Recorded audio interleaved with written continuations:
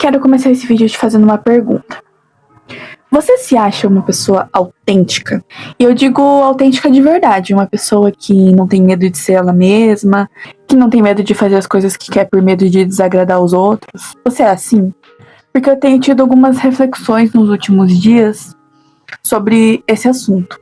Eu percebi que com o fim, da era das Clean Girls, o falecimento das queridas, surgiu uma urgência das pessoas em se reconectarem com elas mesmas.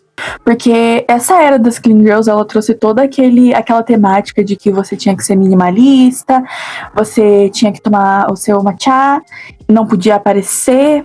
Basicamente, você tinha que ser igual, né? Todo mundo tinha que ser igual, não podia ser muito diferente, senão você era extremamente julgado. E com isso você levantou a urgência das pessoas serem mais autênticas. Mas na real, você sabe o que é ser autêntico de verdade?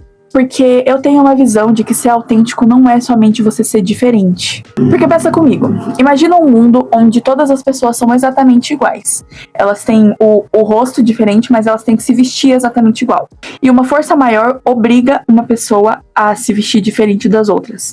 Obriga mesmo, ameaça para ela se vestir diferente. Essa pessoa seria autêntica por ela ser diferente? Ela não seria, porque ela foi obrigada a se vestir daquele jeito, ela foi obrigada a se vestir diferente. Então, o fato dela ser diferente não a torna autêntica.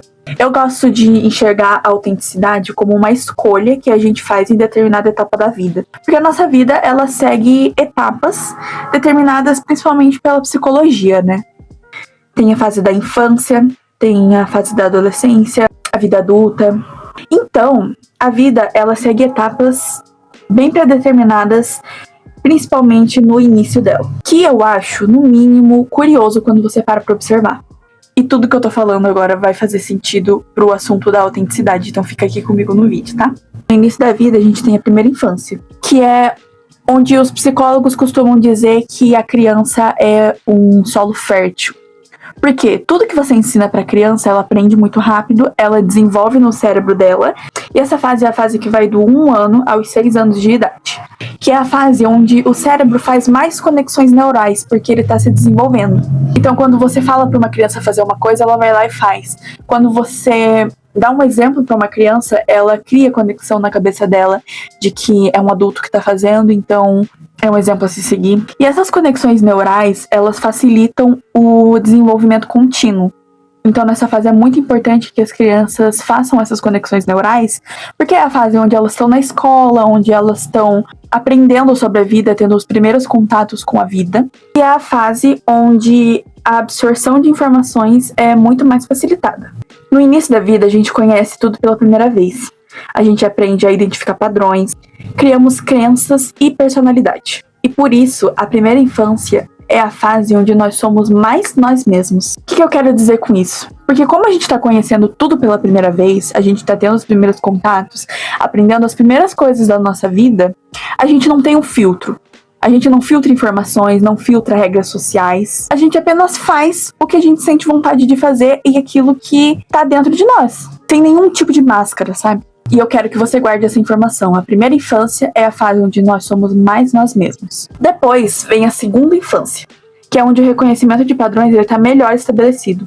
Então é onde a gente aprende a seguir regras, é onde a gente aprende que certas coisas são erradas e principalmente onde a gente aprende que certos comportamentos geram certas reações nas pessoas. Então, infelizmente, é a fase onde a gente aprende, por exemplo, que se eu agir de certa forma, eu vou ser rejeitado. Se eu agir de determinada maneira, eu vou sofrer bullying, por exemplo.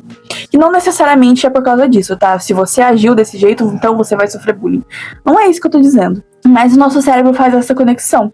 Se você age desse jeito, então você tá em perigo. A gente também desenvolve o sentimento de pertencimento, né? Porque a gente percebe que algumas crianças têm mais amigos por serem de tais formas. A gente percebe que a gente recebe mais elogios dos adultos se a gente tirar notas maiores, se a gente estuda mais, se a gente for talentoso em determinada área. Consequentemente, se a gente é de certa forma, geralmente da forma que a gente é na primeira infância, a gente pode ser aceito ou rejeitado. E quando a gente é rejeitado, o cérebro entra em modo de alerta. E para se proteger, a criança cria algo que a psicologia chama de falso eu. Esse falso eu é aquele que se comporta, que atende às expectativas dos adultos, atende às expectativas dos grupos sociais. Esse falso eu, ele basicamente tem o papel de proteger a criança de sofrer uma rejeição e de fazer ela se sentir pertencente a determinados grupos. Então a visão do falso eu é basicamente: se eu agir dessa forma, se eu agir como essas pessoas querem que eu haja, eu não vou sofrer bullying, por exemplo. Então essa é a fase onde a gente começa a basicamente se podar. A gente pega o nosso eu verdadeiro e a gente começa a cortar partes dele ou esconder partes dele para se sentir pertencente e para não sermos rejeitados, porque quando a gente é criança, a dor da rejeição, ela é uma dor que você sente como se fosse o fim do mundo, sabe? Porque você sente que você vai ficar sozinho, você sente que você tá sendo abandonado. E eu esqueci de mencionar que a segunda infância dura dos 6 aos 11 anos de idade. Então, depois da segunda infância, vem a fase da adolescência. Depois de passar tanto tempo aprendendo as regras sociais e se podando para caber em determinados grupos, a criança, que agora é um adolescente, ela entra numa posição de revolução.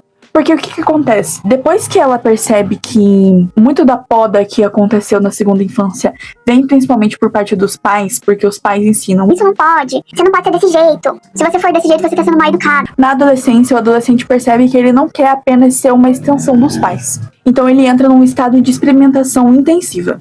Só que isso cria uma espécie de paradoxo, porque o adolescente, ele quer ser diferente dos pais, mas ele acaba se tornando igual ao seu grupo de amigos.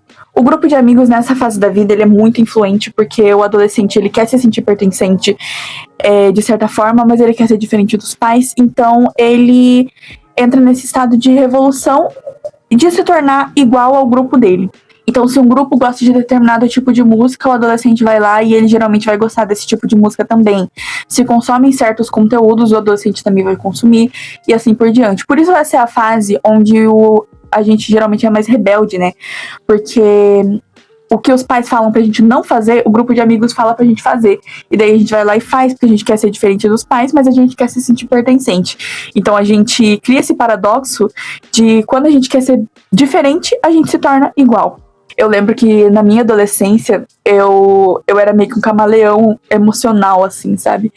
Eu entrava em grupos de amigos e eu queria ser eles porque eu queria sentir que eu era amada. Então eu agia de formas que eu naturalmente não agiria. Eu gostava de coisas só porque os outros gostavam. E tem adolescente que não faz isso. Tem adolescente que consegue criar seus próprios gostos na adolescência sem tanta influência do grupo. Óbvio, com certa influência, porque é meio impossível você viver em um grupo e não seguir os passos dele. Mas eu, na minha experiência pessoal, eu virei um camaleãozinho, assim. Então, durante a minha adolescência toda, eu segui a identidade dos grupos que eu tava me inserindo e acabou que, no final, eu não sabia quem eu era. E o que essa linha de etapas nos mostra é que a busca pela autenticidade, ela é uma etapa real da vida e é muito importante para o desenvolvimento. E quando a gente vira adulto, algumas pessoas passam por uma expansão de consciência. Porque algumas pessoas começam a pensar sobre o futuro, o que elas querem fazer da vida, quem elas querem ser. E nisso, elas começam a perceber esses pequenos gargalos invisíveis que são as feridas não tratadas. Manu, mas o que isso tem a ver com a autenticidade? Eu já vou chegar lá. Vocês vão ver que tem uma conexão muito forte, sim. Aí a gente volta lá para a primeira infância. O que acontece? Quando a gente é criança, então, recapitulando, a gente é um solo fértil. Tudo que falam pra gente fica enraizado no nosso cérebro, cria conexões neurais, e nisso, tudo que falam pra gente, a gente acredita. E tudo que nos acontece parece muito grande. Então, se o nosso pai esquece de nos buscar na escola, a gente se sente abandonado. Se a gente fala pro menino que a gente gosta dele, e ele fala que não gosta da gente de volta, a gente se sente profundamente rejeitado. E nisso, na primeira infância, são determinados o que a gente chama de 5 feridas emocionais. As feridas emocionais basicamente são feridas feitas no nosso emocional diante de certas situações que a gente passou na nossa vida. Então são, por exemplo, esses que eu falei. Ser rejeitado na escola ou se sentir abandonado pelo pai. E as 5 feridas emocionais são rejeição, abandono, humilhação, traição e injustiça. E essas feridas, elas vão podar o nosso modo de ser. A gente cria as feridas na primeira infância e na segunda infância a gente começa a agir de acordo com elas. Então, se na primeira infância eu fui eu mesma, que é a fase que eu sou mais eu mesma, né? Eu fui eu mesma e eu fui rejeitada, eu criei a ferida da rejeição. E na segunda infância eu vou começar a agir de forma diferente para não me sentir mais rejeitada, tá entendendo? E por que eu te falei tudo isso? Porque agora eu vou te contar o que as pessoas geralmente não contam, por ser um assunto muito profundo, sobre você ser autêntico de verdade. Qual que é realmente o primeiro passo para você se tornar uma pessoa autêntica? Mas realmente mesmo, o passo de verdade. É resgatar a essência que você tinha na primeira infância, quando você era criança.